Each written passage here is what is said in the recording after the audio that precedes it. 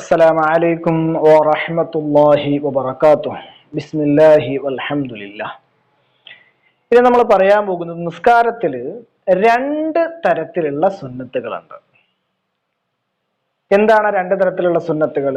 ഒന്ന്, സുജൂദ് കൊണ്ട് പരിഹരിക്കാൻ പറ്റുന്ന സുന്നത്തുണ്ട്, സുജൂദ് കൊണ്ട് പരിഹരിക്കാൻ പറ്റാത്ത സുന്നത്തുകളും ഉണ്ട്. സുജൂദ് കൊണ്ട് പരിഹരിക്കാൻ പറ്റുന്ന സുന്നത്തിനാണ് അബ്ആദ് സുന്നത്തുകൾ എന്ന് പറയാം.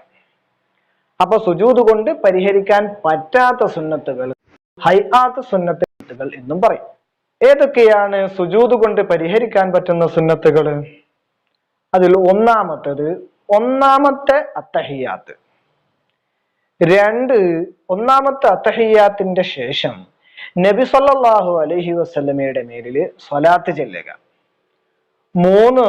ഒന്നാമത്തെ തഹിയ്യാത്തിനും ഈ സ്വലാത്തിന് നബിതങ്ങളുടെ മേലുള്ള സ്വലാത്തിനും വേണ്ടി ഇരിക്കുക.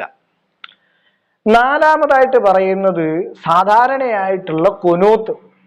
രണ്ട് കുനൂത്തുകളാണ് സാധാരണ നമ്മൾ പതിവാക്കി ചെല്ലുന്ന കുനൂത്ത്. ഒന്ന്, എല്ലാ സുബഹി നിസ്കാരത്തിന്റെയും അവസാനത്തെ റക്അത്തിലെ റുക്കൂഇന്റെ ശേഷമുള്ള കുനൂത്ത്.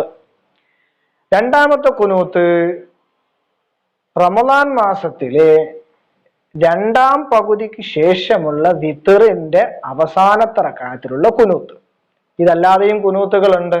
ഈ രണ്ട് കുനൂത്ത് ഒഴിവാക്കുക. അഞ്ചാമത്തത്,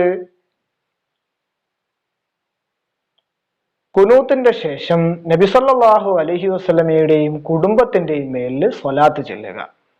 6, ഈ രണ്ട് കാര്യങ്ങൾ അഥവാ കുനൂത്തിന് വേണ്ടിയും നബിതങ്ങളുടെയും കുടുംബത്തിന്റെ മേലുമുള്ള സ്വലാത്തിനും വേണ്ടിയുള്ള നൃത്തം.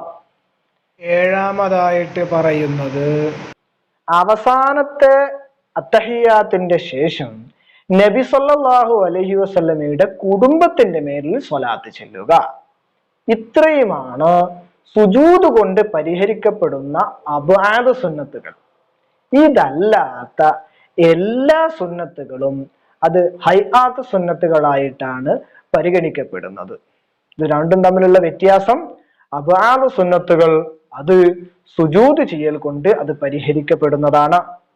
ഹൈആത്ത് സുന്നത്തുകൾ അങ്ങനെ സുജൂദ് ചെയ്യൽ കൊണ്ട് പരിഹരിക്കപ്പെടുകയില്ല.